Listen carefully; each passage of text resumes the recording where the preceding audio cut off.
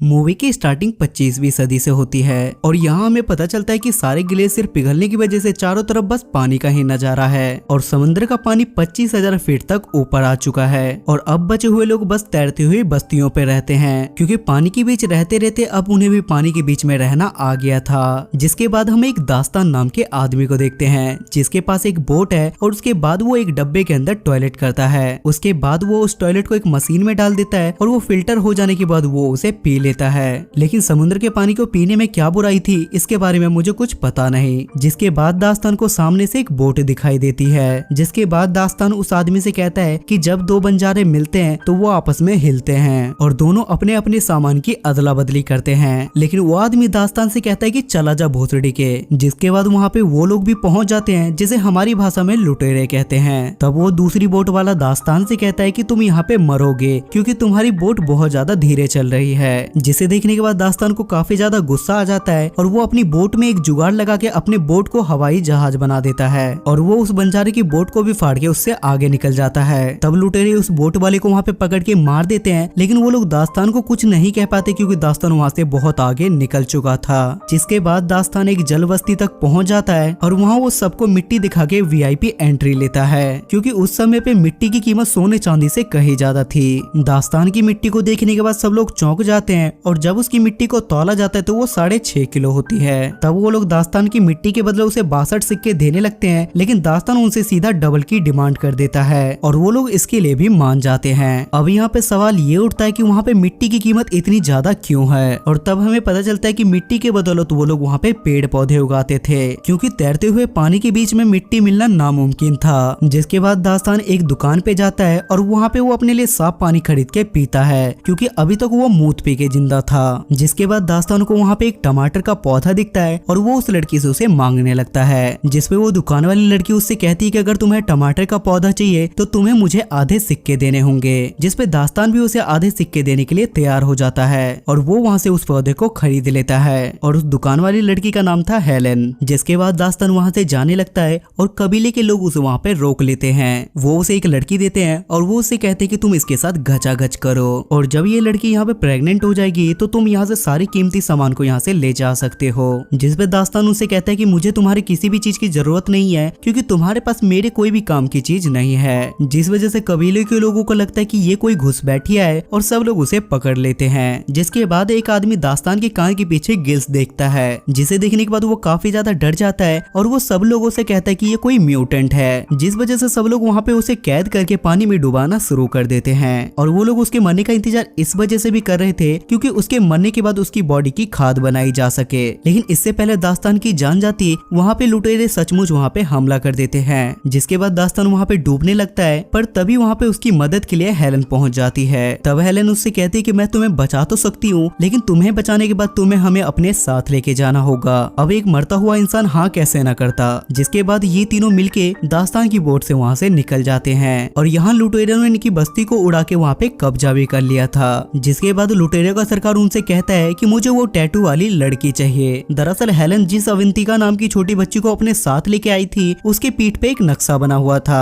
और वो एक ऐसा नक्शा था जिसकी मदद से वो लोग जमीन तक पहुंच सकते थे। जिसके बाद दास्तान हेलेन से कहता है कि हमें अवंतिका को मारना होगा क्योंकि हमारे पास ज्यादा पानी नहीं है क्योंकि उस समय पे पानी की भी बहुत ज्यादा कीमत थी और समंदर का पानी ये लोग पता नहीं क्यों नहीं पी सकते थे। लेकिन हेलेन दास्तान की ये बात मानने के लिए मना कर देती है और वो किसी तरीके से दास्तान को भी इसके लिए मना लेती है। दूसरी तरफ हम उस लुटेरे के सरदार को देखते हैं जो अपने आदमियों से कहता है कि मुझे किसी भी कीमत पे वो लड़की चाहिए। जिसके बाद वो लुटेरे प्लेन से दास्तान की बोट का पीछा करने लगते हैं। वो लुटेरे दास्तान की बोट पे हमला कर देते हैं और दास्तान अपना हथियार लाने के लिए बोट के नीचे भाग जाता है। जिसे देखने के बाद हेलेन को लगता है कि शायद दास्तान वहाँ से डर के भाग गया है और वो अकेले ही उन लुटेरों का सामना करने के लिए तैयार हो जाती है। हेलेन जिस हथियार से उस पे हमला करती है उसमें से एक तार निकलती है और वो तार सीधा बोट में जाके फंस जाती है जिस वजह से दास्तान की बोट के आगे पीछे वो लुटेरे घूमने लगते हैं। तभी वहाँ पे दास्तान भी पहुंच जाता है और वो बड़ी मुशक्कत से उस तार को काटता है। अब हेलेन ने दास्तान की बोट का एक कीमती चीज यूज कर लिया था जिस वजह से दास्तान को काफी ज्यादा गुस्सा आता है और वो हेलेन से काफी ज्यादा लड़ने लगता है और वो अवंतिका और हेलेन दोनों के बाल काट देता है और वो उनसे कहता है कि आज के बाद मेरे किसी भी सामान को छूना मत। जिसके बाद ये लोग अपने सफर पे आगे निकल जाते हैं और आगे दास्तान को एक बोट नजर आती है।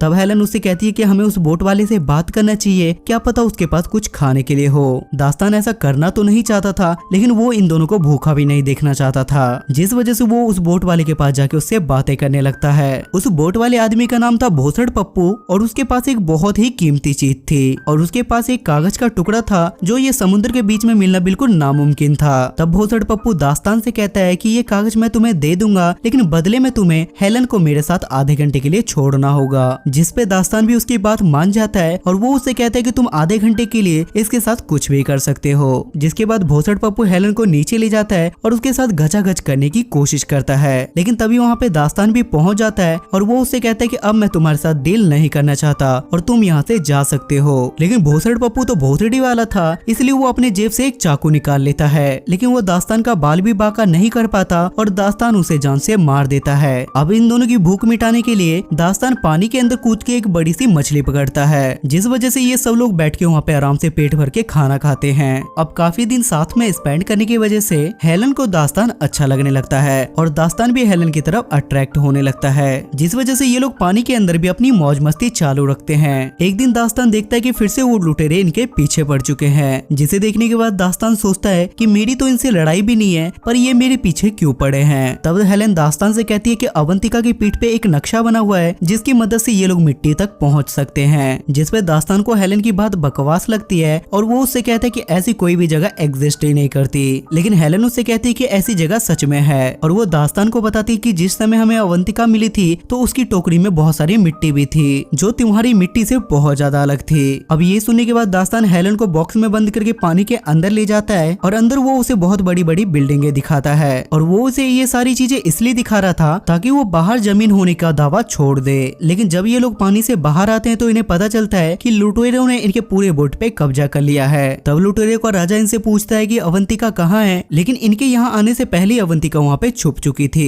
हेलन ने तो वहाँ पे अवंतिका को देख लिया था, लेकिन वो अपनी जुबान नहीं खोलती, जिसपे वो लुटेरे इन दोनों से कहते कि अगर तुमने मुझे अवंतिका के बारे में नहीं बताया तो मैं तुम दोनों को जान से मार दूंगा। लेकिन इससे पहले ये लोग वहाँ पे कुछ करते अवंतिका वहाँ पे बाहर निकल जाती है, जिसके बाद वो लुटेरे अवंतिका को अपने साथ ले जाते हैं और वो इन दोनों पे हमला कर देते हैं, जिस वजह से दास्तान हेलन को अपने साथ पानी के अंदर ले जाता है और वो कुछ देर तक पानी के अंदर ही रहते हैं। लेकिन जब ये लोग पानी से बाहर निकलते हैं तो इन्हें पता चलता है कि लुटेरों ने इनका सारा सामान लूट लिया है। अब दास्तान ने हेलन की जान बचाई थी, इसलिए हेलन के अंदर दास्तान के लिए प्यार और भी ज्यादा बढ़ जाता है, जिसके बाद ये दोनों उसी खुले बोट पे घचाघच करते हैं। जिसके बाद ये दोनों वहाँ से निकलने का सोचते हैं, लेकिन टूटी बोट आगे नहीं बढ़ सकती थी। जिसके बाद वहाँ पे उड़ता हुआ एक आदमी पहुँचता है जिसके पास एक उड़ने वाला बैलून था और वो हेलन के बस्ती का ही था। जिसके बाद वो आदमी इन दोनों को बचा लेता है और उसके बाद ये तीनों मिलकर अवंतिका को बचाने के लिए निकल जाते हैं। उसके बाद दास्तान अकेले ही उन लुटेरों के पास पहुंच जाता है और वो उन लुटेरों से कहता है कि मुझे वो बच्ची चाहिए। तब वो लुटेरे इनसे कहते हैं कि तुम यहाँ पे आ तो गए हो, लेकिन यहाँ से जिंदा बच के नहीं जाओगे। तभी दास्तान एक मशाल निकालता है और वो उसे जला के तेल वाले टैंक में डाल देता है, जिस वजह से वहाँ पे लुटेरे के जहाज पे चारों तरफ आग लग जाती है। जिसके बाद दास्तान अवंतिका को ढूंढने लगता है, लेकिन तब वो देखता है कि लुटेरों का सरदार प्लेन में बैठा के अवंतिका को वहाँ से जा रहा है। तब दास्तान प्लेन में रस्सी फंसा के उसे क्रैश करवा देता है और अवंतिका को अपने पास ले लेता है। लेकिन इससे पहले वो पानी का जहाज वहाँ पे डूबने लगता, हेलन वहाँ पे अपने पूरे आदमियों के साथ पहुँच जाती है और ये लोग मिलके उसे उड़ते हुए बैलून पे ऊपर खींच लेते हैं। लेकिन तभी वो बड़ा सा जहाज ब्लास्ट हो जाता है, जिस वजह से वहाँ पे सारे लुटेरे मारे जाते हैं। लेकिन इतना कुछ होने के बाद भी लुटेरे का सरदार नहीं मरता